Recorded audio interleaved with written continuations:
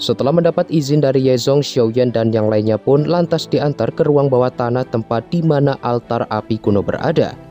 Di situ Tianhuo dan juga boneka siluman pun berjaga di depan pintu masuk, sementara Xiaoyan beserta Xiao Yeshen akan masuk ke dalam untuk memulai proses pengendalian tubuh racun.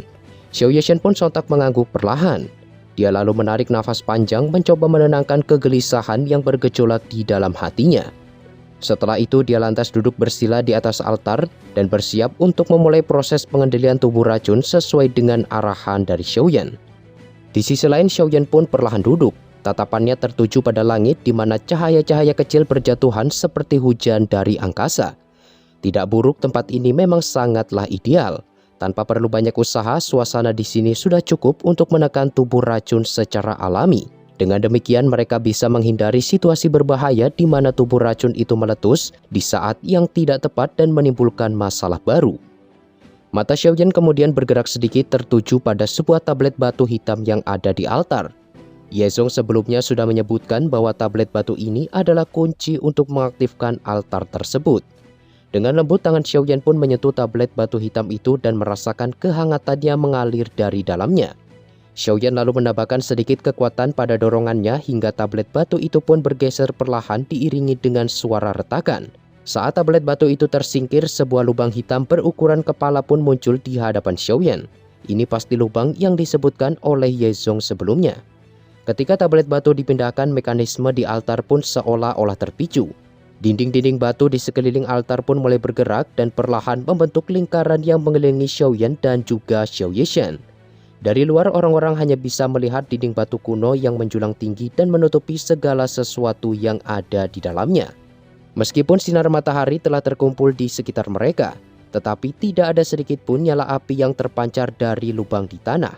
Apa yang disebut sebagai api matahari pun tidak kunjung muncul. Namun energi panas dan cahaya yang terpancar dari altar semakin kuat seiring dengan terkumpulnya sinar matahari tersebut. Setelah beberapa saat, ekspresi Xiao Yeshen perlahan berubah. Cahaya matahari yang menyentuh kulitnya memberikan sensasi terbakar yang semakin terasa. Kabut keabu-abuan pun mulai keluar secara perlahan dari tubuh Xiao Yeshen, seakan-akan tidak bisa dikendalikan. Bahkan kabut itu terus berbenturan dengan sinar matahari panas yang ada di sekitarnya. Xiaoyan pun mencoba menenangkan dengan lembut. Ia lalu tersenyum melihat dokter peri kecil yang menggenggam erat tangannya. Dengan sebuah gerakan, Xiaoyan lalu memunculkan kristal berisi energi liar dan berbahaya. Benda itu tidak lain adalah inti monster dari naga skorpion racun langit, sebuah artefak yang ia peroleh dengan susah payah sebelumnya. Setelah mengambil inti monster itu, Xiaoyan mengeluarkan kotak giok berwarna putih salju dari dalam lengan bajunya.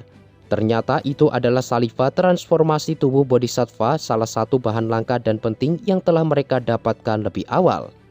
Xiaoyan pun sedikit termenung dikabarkan bahwa saliva transformasi tubuh bodhisattva ini bisa merasakan keberadaan dari hati bodhisattva. Tetapi sejak aku memilikinya tak ada petunjuk sedikit pun yang kudapatkan. Xiaoyan pun menghela nafas kecil dan kembali memfokuskan pandangannya pada Xiao Yeshen yang duduk di hadapannya. Dengan nada serius ia pun melanjutkan, aku akan menggunakan 3 jenis api surgawi untuk memaksa racun Qi di dalam tubuhmu agar berkumpul di satu titik.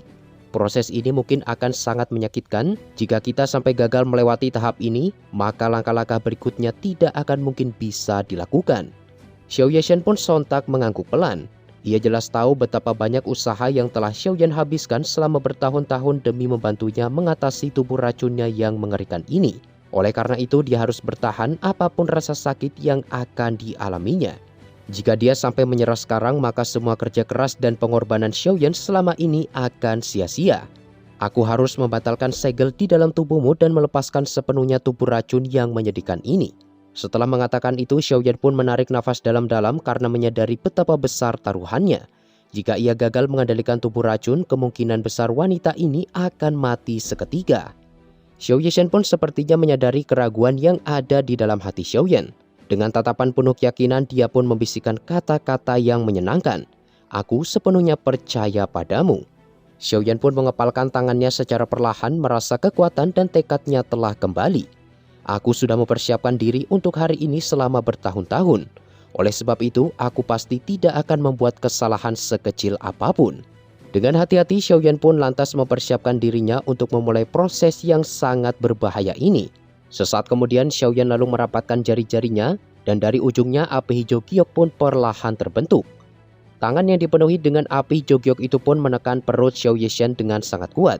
Segera asap putih mendesis keluar dari titik kontak dan bekas luka samar berwarna merah yang menyebar di seluruh tubuh Xiao Yishan pun mulai bergetar. Di bawah tekanan jarinya, bekas-bekas luka itu pun sedikit demi sedikit terus memudar menjadi lebih pucat. Namun pada saat yang bersamaan, gelombang kabut racun keabu-abuan yang menakutkan juga meletus dari tubuh Xiao Yishan. Siapapun yang berada di dekatnya akan merasakan hawa mencekam yang merayap ke dalam jiwa mereka, seakan-akan membawa mereka ke dalam ambang kehancuran. Kemerahan di wajah Xiao Yishan pun segera memudar seiring dengan menyebarnya kabut racun. Wajah yang sebelumnya lembut itu berubah menjadi tanpa ekspresi, seolah-olah semua emosinya lenyap dalam sekejap. Namun di balik ketenangan itu, dia sedang berjuang melawan rasa sakit yang menyiksa dan mencoba untuk melawan efek tubuh racun yang sedang meletus di dalam tubuhnya. Karena tidak ingin membuang waktu lebih lama, Xiaoyan lalu mengeluarkan ketiga api surgawi yang dia miliki. Begitu ketiga jenis api tersebut bersentuhan, reaksi yang sangat kuat pun seketika muncul hingga memancarkan energi yang luar biasa. Meskipun energi ini sangatlah liar, tetapi Xiaoyan sudah terlatih dalam mengendalikan kekuatan semacam ini. Dengan penuh kesabaran, Xiaoyan pun terus mengendalikan setiap perubahan untuk menyatukannya dengan sempurna. Beberapa saat kemudian, penggabungan sempurna dari ketiga api surgawi pun akhirnya tercipta dan menghasilkan nyala api hijau putih yang sangat murni. Nyala api itu pun perlahan naik dan memancarkan gelombang kekuatan destruktif yang memancar ke segala arah. Xiaoyan pun sempat ragu sesaat setelah berhasil menyatukan api tersebut. Matanya kemudian beralih ke kabut abu-abu yang terus melonjak keluar dari tubuh Xiao Yishan. Dengan gerakan tegas, dia lalu melambaikan tangannya, dan nyala api hijau putih itu pun sontak melesat ke depan dan membungkus seluruh tubuh Xiao Yishan. Tanpa ragu, ia lalu meraih kristal inti monster dari naga skorpion racun langit.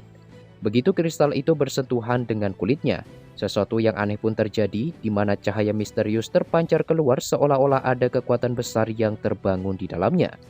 Dalam hitungan detik, kristal itu pun sepenuhnya tertelan dan lenyap ke dalam pusaran gas beracun abu-abu yang terus berputar di dalam tubuh Xiao Yishan. Wajah Xiaoyan pun semakin serius, dia tahu bahwa ini hanyalah sebuah permulaan, mengingat langkah berikutnya jauh lebih krusial dan penuh resiko. Setelah itu, tatapannya pun beralih ke kotak giok di sampingnya. Di dalam kotak itu terletak salifat transformasi tubuh bodhisattva, sebuah bahan berharga yang akan menjadi kunci dalam penyempurnaan proses ini. Pada momen tersebut, Xiaoyan tersentak seakan-akan telah mendapatkan sebuah pemahaman. Legenda yang mengatakan bahwa seseorang akan mampu merasakan keberadaan hati bodhisattva setelah memperoleh salifat transformasi tubuh bodhisattva ternyata memang benar. Namun makna yang disebutkan dalam legenda sebenarnya mengacu pada benih bodhisattva. Xiaoyan kini menyadari bahwa hanya dengan mendapatkan benih bodhisattva barulah seseorang bisa merasakan hati bodhisattva yang legendaris itu. Siapa sangka dia akan mendapatkan informasi ini secara kebetulan, mengingat keberadaan hati bodhisattva adalah sesuatu yang bahkan para elit Dozun, makhluk terkuat di dunia, akan berebut demi bisa mendapatkannya. Selama mereka memiliki benda ini, maka peluang untuk menerobos ke ranah Douseng akan terbuka lebar. Singkat cerita, salifat transformasi tubuh bodhisattva pun dengan cepat menyusup ke dalam kabut beracun. Aura kematian yang mengerikan mulai dengan cepat dimurnikan oleh kekuatan hidup yang kuat dari cairan tersebut. Xiao Yishan segera edarkan doki mood dan tekanlah gas beracun itu hingga berubah menjadi sebuah doki murni. Xiaoyan buru-buru berteriak dengan suara yang menggelegar hingga menembus langsung ke dalam jiwa Xiao Yishan. Teriakan keras itu sontak membangunkan kesadaran Xiao Yishan. Seketika dia pun mulai mengendalikan dokinya mengikuti instruksi yang telah diajarkan oleh Xiaoyan. Dengan hati-hati namun pasti dia mulai menekan gas beracun yang meluap di dalam tubuhnya. Di bawah pengendalian Xiao Yishan, pusaran gas beracun itu pun perlahan-lahan mengarah ke inti monster yang berada di tengah pusaran. Sementara proses ini berlangsung, Xin lalu berpindah ke tempat lain, tepatnya ke markas lembah sungai es. Terlihat di sana ada sosok misterius di atas singgasana es sedang mendengar laporan Tianxi tentang sosok Dozun yang membantu gadis racun. Matanya yang semula tenang pun menampakkan sedikit riak sembari bertanya, "Bintang berapakah Dozun yang baru saja kau temui itu?" Tianxi yang berdiri di hadapannya pun tampak ragu sebelum akhirnya menjawab dengan nada hormat. Dia seharusnya hanyalah seorang Dozun bintang 1. Jika lebih dari itu, bawahan ini tidak mungkin bisa melarikan diri darinya. Sosok di atas singgasana es pun mengangguk pelan. Jarinya dengan lembut mengetuk sandaran kursinya. Setelah merenung sejenak, dia pun berbicara dengan nada rendah. Aku harus mendapatkan tubuh racun yang menyedihkan itu. Jika dia hanyalah bintang satu dozen, maka dia sama sekali tak layak untuk membuatku menyerah. Dengan penuh ketenangan, sang kepala lembah atau Bing Hezunze pun lalu melanjutkan. Apakah kau tahu kemana kelompok itu pergi? Tianxi pun hanya bisa menundukkan kepalanya dengan malu. Maaf, aku sama sekali tidak tahu. Aku benar-benar kesulitan untuk melarikan diri hingga tidak memiliki waktu untuk mengawasi keberadaan mereka. Raut wajah Bing Hezunze pun seketika berubah menjadi dingin. Alisnya pun mengerut melihat ketidakmampuan dari Tianxi. Tidak sampai di situ, aura dingin yang mematikan pun mulai meresap ke seluruh aula dan membuat suasana semakin mencekam. Sementara itu di tempat lain, sosok wanita anggun yang tidak lain adalah Xun-Er pun tampak melangkah keluar dari ruang spasial dan pergi menuju ke kota Ye tempat Xiaoyan berada. Wajahnya yang mempesona dengan kecantikan yang tak tertandingi pun perlahan terungkap. Sambil tersenyum dia lalu bergumam, "Kakak Xiaoyan, siapapun yang berani menyentuhmu, maka aku akan membunuh mereka tanpa ampun." Kembali ke lokasi altar kuno. Terlihat saat ini sudah tidak ada lagi tanda-tanda uap racun yang keluar dari tubuh Xiao Yeshen. Kulitnya yang dulu pucat karena pengaruh tubuh racun pun kini tampak membaik dan sehat kembali. Saat ini tubuh Xiao Yeshen sudah mulai memasuki tahap kestabilan. Energi racun yang terkumpul akan terus dikompresi hingga membentuk doki racun yang sangat murni.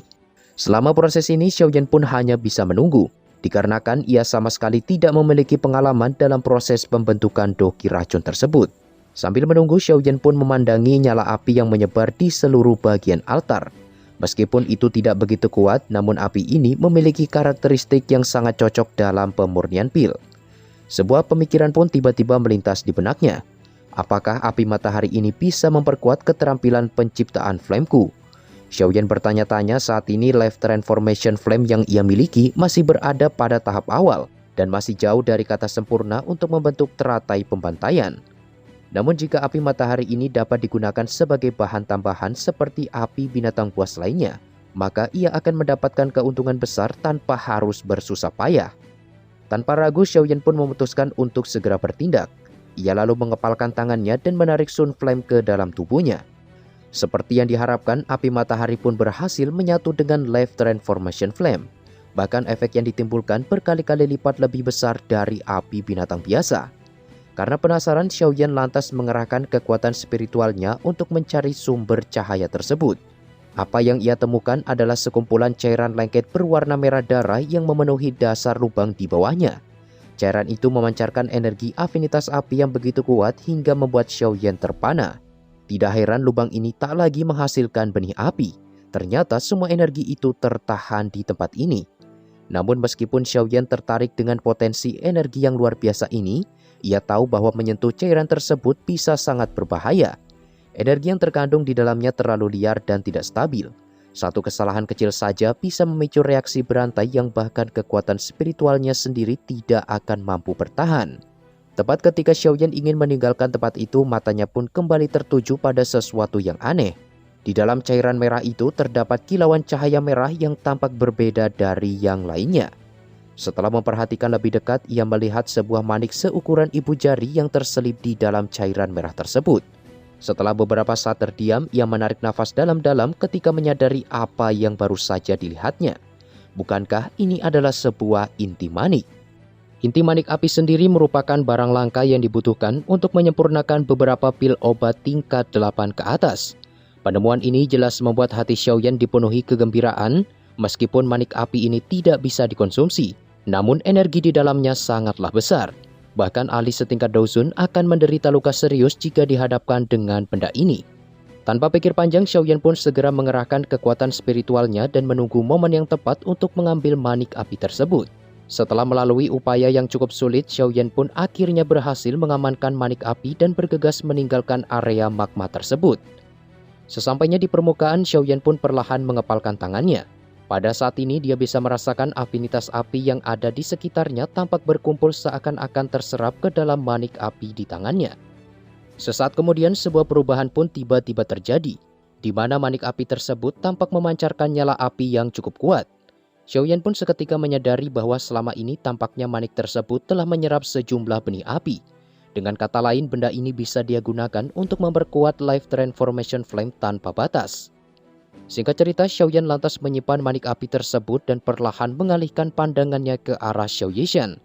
Dikarenakan masih belum ada pergerakan, Xiaoyan pun memanfaatkan waktu luang ini untuk menyerap benih api yang tersimpan di dalam manik api sebelumnya. Sementara Xiaoyan fokus dalam pelatihannya, cuaca di kota Ye pun tiba-tiba berubah menjadi dingin. Bahkan butiran-butiran salju pun mulai turun di seluruh tempat. Kejadian aneh ini jelas membuat semua orang kebingungan dan merasa bahwa ada sesuatu yang salah. Dan benar saja, sesaat kemudian para ahli berpakaian putih yang tak terhitung jumlahnya pun mulai bermunculan dan mengepung kota Ye dari segala arah. Kerumunan ini tidak lain dan tidak bukan adalah pasukan dari Lembah Sungai Es.